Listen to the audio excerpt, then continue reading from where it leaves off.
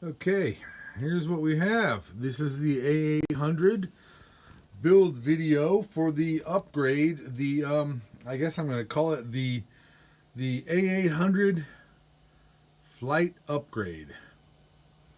So we have an upgrade.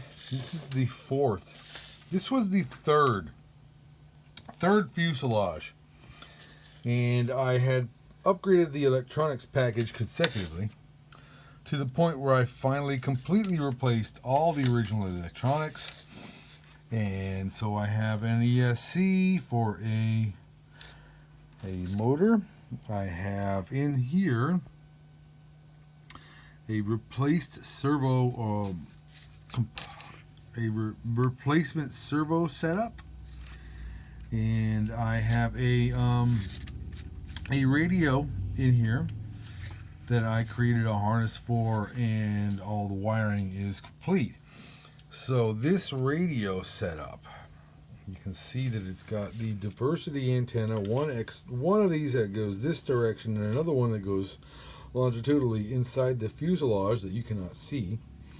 Okay, and I have inside here a radio receiver, and I put a shrink tubing on it with a bind button. But I actually have found that the bind button is very difficult, and I've ripped it open twice to rebind it. This plane is, I guess it's salvageable. I had some difficulties with its nose cone replacement. You see, the upgrade includes a replacement nose cone that will hold a new motor, of which this is the Park 180 motor. This one has a bent shaft. This is the replacement setup I'm going to use. I have printed several. This is the fourth fuselage, as I said. So I have a new fuselage. I'm going to make, no, this is the third fuselage. This will be the fourth fuselage. I have the same original wings that I had originally upgraded several times after, I'm talking several complete destructions too.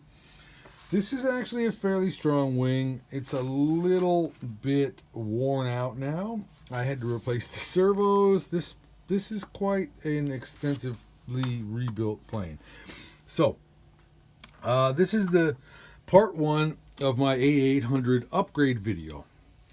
Now, a lot of you people have this A800, and this setup here is critical with this motor, and it turns out that it is a Park 180 Outrunner.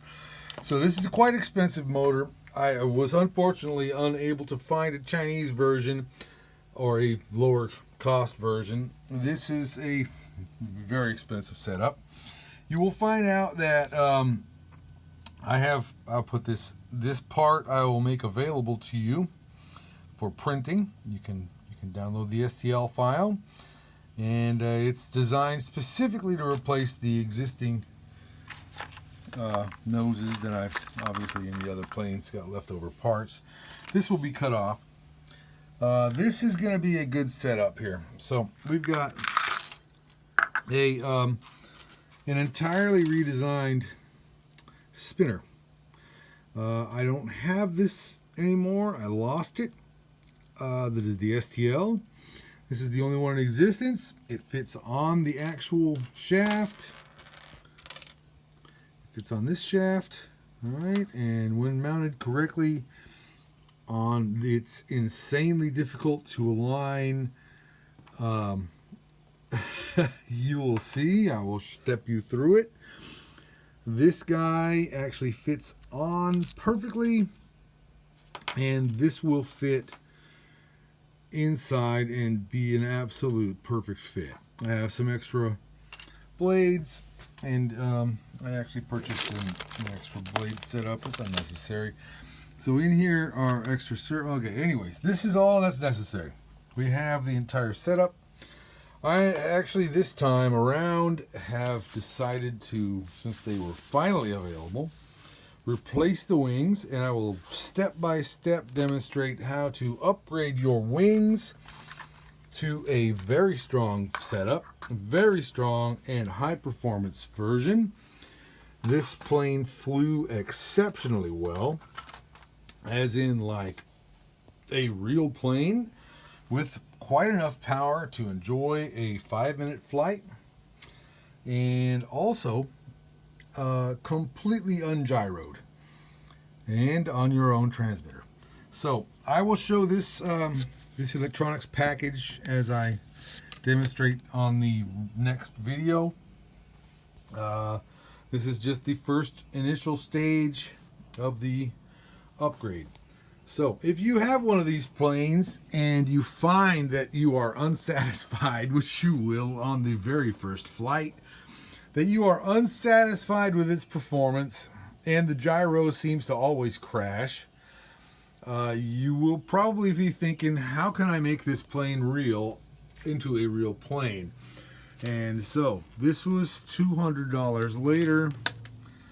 And so if you're willing to upgrade this plane and you have one now, and you can probably enjoy it, it'll take you a while and I'll help you through it. So you can, at your leisure, follow me on my build video series. This will be the first build video. I have several other planes that I will introduce to you, and you shall see that beer and RC planes go together hand to hand.